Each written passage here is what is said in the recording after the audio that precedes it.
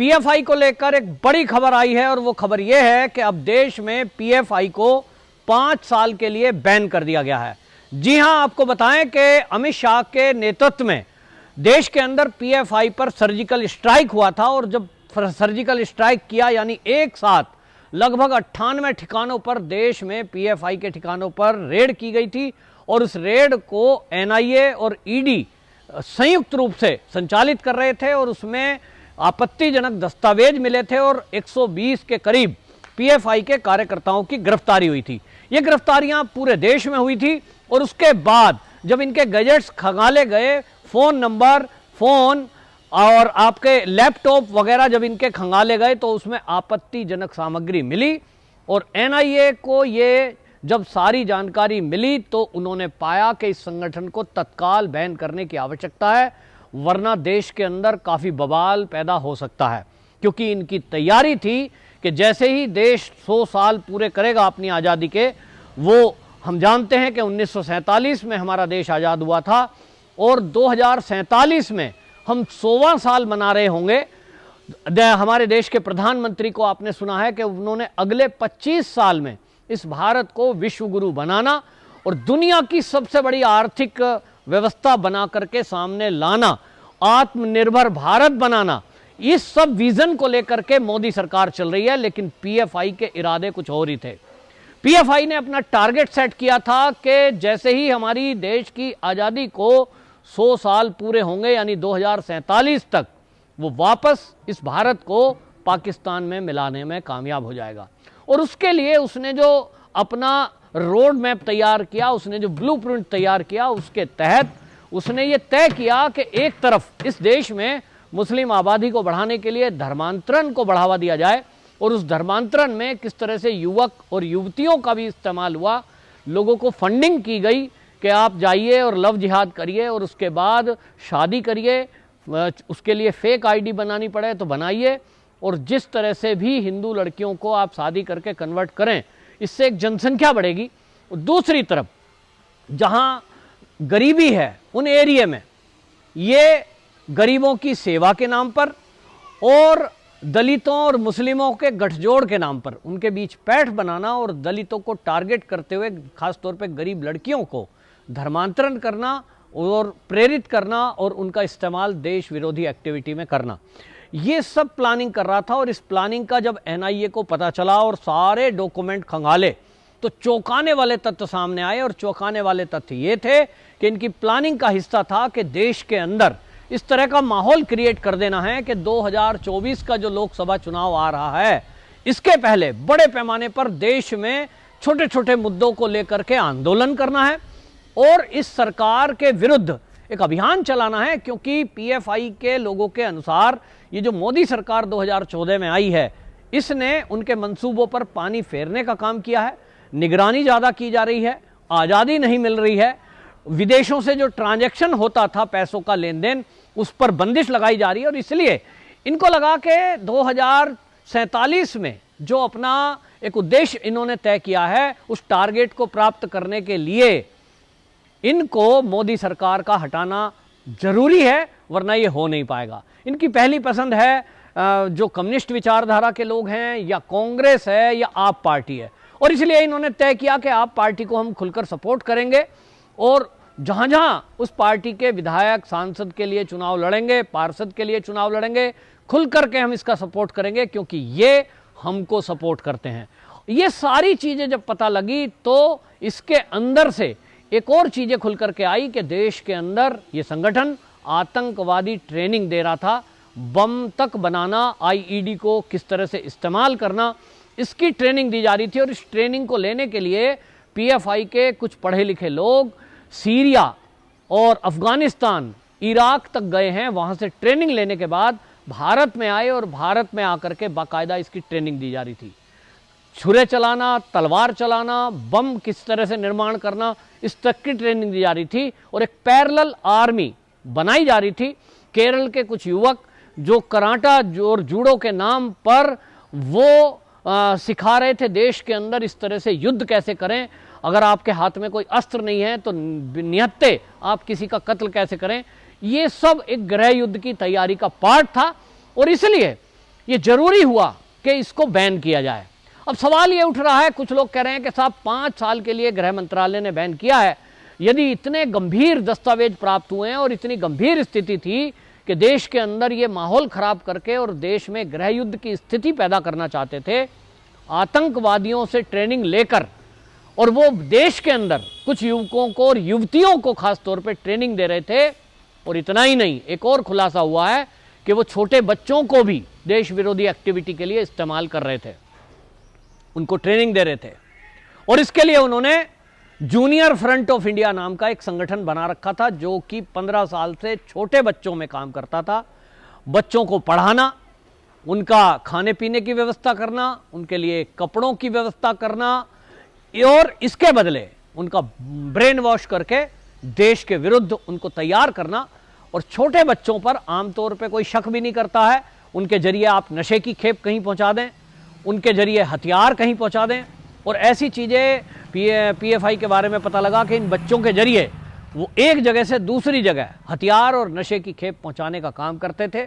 School bag में uniform के साथ वो रख दिया और वो पहुंच गया। और इसलिए ये जो संगठन थे, इनको बैन करना, पहले सिम्मी नाम था, सिम्मी नाम हुआ, फिर 2007 में इन्होंने नाम बदलकर पीएफआई नाम रख दिया। तो सरकार ने बड़ी गंभीरता से जो कानून के जानकार लोग हैं उनसे जब विचार विमर्श किया कि इस मामले में हम क्या करें कि जड़ पे प्रहार हो और पीएफआई जड़ से खत्म हो जाए और इसके जो और बाकी संगठन हैं वो भी हम खत्म कर पाएं, और जब मामला कोर्ट में जाए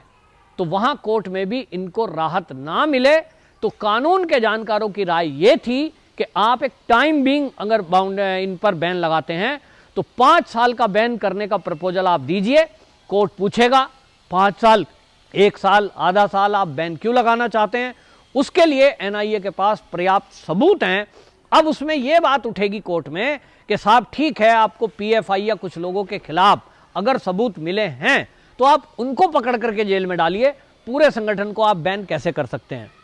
आप एक राजनीतिक संगठन है एसडीपीआई, पीएफआई का ही एक ब्रांच है, वो कहेंगे साहब हम तो राजनीतिक दल हैं, हमें तो 2024 के चुनाव में लड़ना था मोदी के विरुद्ध, ये हमको उठा के इसलिए जेल में डाल रहे हैं। तो उस पर यह कहा जाए कि भाई क्योंकि हर ब्रांच से हमको जानकारी मिली है कि जूनियर ब्रांच में भी कुछ बच्चे हैं, जो लड़कियों के लिए बनाया हुआ है छात्रविंग, उसमें भी कुछ लड़कियां इस गतिविधि में शामिल हैं, कुछ युवाओं के लिए जो काम कर रहा है उसमें भी शामिल हैं, और इन सब की हमें जांच करनी है किसका किससे लिंक है। जिनका नहीं है उनको क्लीन चिट दे देंगे, और इसलिए हमने टाइम बिंग 5 साल के लिए बैन किया है, ताकि हम इस संगठन में जो अंदर बैठे हुए लोग हैं जिनके लिंक आतंकवादी या देश विरोधी एक्टिविटी में हैं, उनके आय के स्रोत क्या हैं, इस सब चीजों का पता लगाने में हमें टाइम चाहिए, और इसलिए 5 साल के बाद हम वो बैन हटा लेंगे। कानून के जानकार और गृह मंत्रालय के रिटायर अफसर ये भी बताते हैं कि ये जो 5 साल हैं ये बहुत हैं किसी भी बड़े से बड़े संगठन को खत्म करने के लिए, या यूं कहिए उसके अंदर जो घुसपैठ करके देश विरोधी एक्टिविटी करने वाले लोग हैं उनको ढूंढ निकालने के लिए 5 साल का टाइम काफी होता है। और उसके बाद बेशक इस पर से बैन हट जाए, जो उसके अंदर से ऐसे लोग हैं संगठन में जो देश विरोधी एक्टिविटी में कहीं लिप्त हैं वो पकड़ में आ जाएंगे, बाकी लोग अपना समाज सेवा जो भी करना चाहते हैं वो करें, उससे किसी को कोई आपत्ति नहीं है। तो आपको बताएं ये जो बैन किया गया है इसमें आपको संगठन बता दूं मैं कि ये जो बनाया गया है इसमें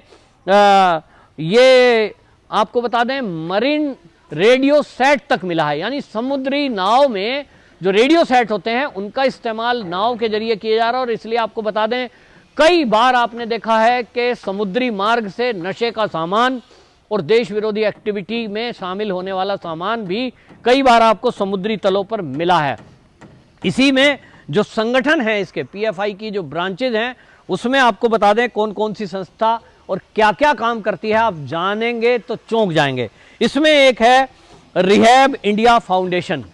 ये रिहैब इंडिया फाउंडेशन उस तरह के लोगों के लिए काम करती है गरीबी के नाम पर, उत्थान करने के नाम पर। और कैंपस फ्रंट ऑफ इंडिया यानी पीएफआई का ही एकमात्र संगठन है जो छात्रों के अंदर कॉलेज में काम करता है। पिछले दिनों अगर आपने देखा था कि कर्नाटक से हिजाब का विवाद उठा था और हाल ही में केरल से उठा, आपने जामिया में देखा, आपने जेएनयू में देखा, उनके जो लोग हैं ये कैंपस फ्रंट ऑफ इंडिया इस संगठन के बैनर तले काम करते हैं और उनको फंडिंग पीएफआई करता है। इसी तरह ऑल इंडिया इमाम काउंसिल है, जिसमें मस्जिदों के जो इमाम हैं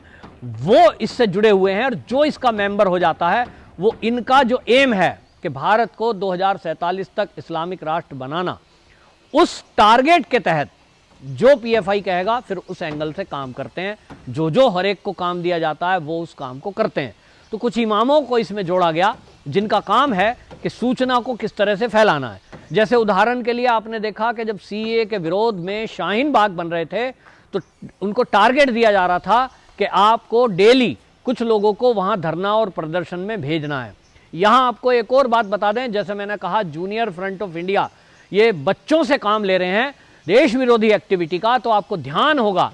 कि जब शाहीन बाग बना था तो दिल्ली के शाहीन बाग में आपको कुछ बच्चे दिखाई दिए थे, जिसमें कुछ बच्चे तो 4 से 5 साल के थे जो देश विरोधी नारे लगा रहे थे। कुछ दादियां थी जिनको टीवी चैनलों ने बढ़ा चढ़ा कर दिखाया था कि देखिए दादी हैं। अब उनका पता लग रहा है कि वो पीएफआई के बैनर तले काम कर रहे थे, बाकायदा उनके लिए एक विंग काम कर रही थी। और इसी में national foundation of human right ये एक संगठन पीएफआई ने बना रखा है, और इसके जरिए वो करता ये है कि चाहे वो आतंकवादी हो, अगर आतंकवादी या अपराधी को कोई पुलिस या सेना ऑपरेशन करके पकड़ती है, उसके खिलाफ कुछ एक्शन लेती है, तो ये संगठन कोर्ट तक में पहुंच जाता है। National foundation of human right organization ये काम करता है। इसी तरह नेशनल वीमेन फ्रंट, ये नेशनल वीमेन फ्रंट जैसा मैंने बताया, शाहीन बाग की दादियां आपने देखी, शाहीन बाग में जगह जगह जो धरने चल रहे थे वो आपने देखे, ये उस संगठन के तहत थे। और पीएफआई इसको संगठन को फंड दे रहा था, पैसे दे रहा था। डेली बेसिस पे जो बैठते थे उनके खाने पीने का इंतज़ाम और उनकी फंडिंग का इंतज़ाम, और अगर कोई केस किसी के ऊपर हो जाए तब उसका पूरा केस फ्री लड़ना और उसको रिवार्ड देना, इस तरह का काम। इसी तरह इसी तरह एक संगठन एम्पावर इंडिया फाउंडेशन और रिहैब फाउंडेशन केरल का, तो ये आप देखेंगे एम्पावर इंडिया फाउंडेशन का काम ये था कि जो कम्युनिटी के लोग हैं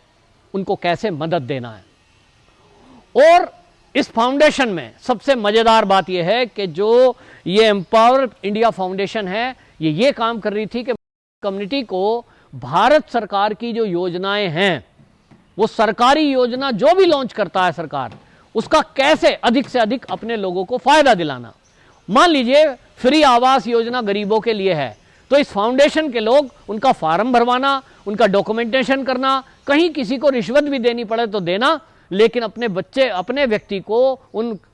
सरकारी योजनाओं का लाभ दिलाना, राशन कार्ड बनवाना, वोटर कार्ड बनवाना, पैन कार्ड बनवाना और पासपोर्ट बनवाना, उस तक में मदद करना और बिजनेस चलाने में मदद करना।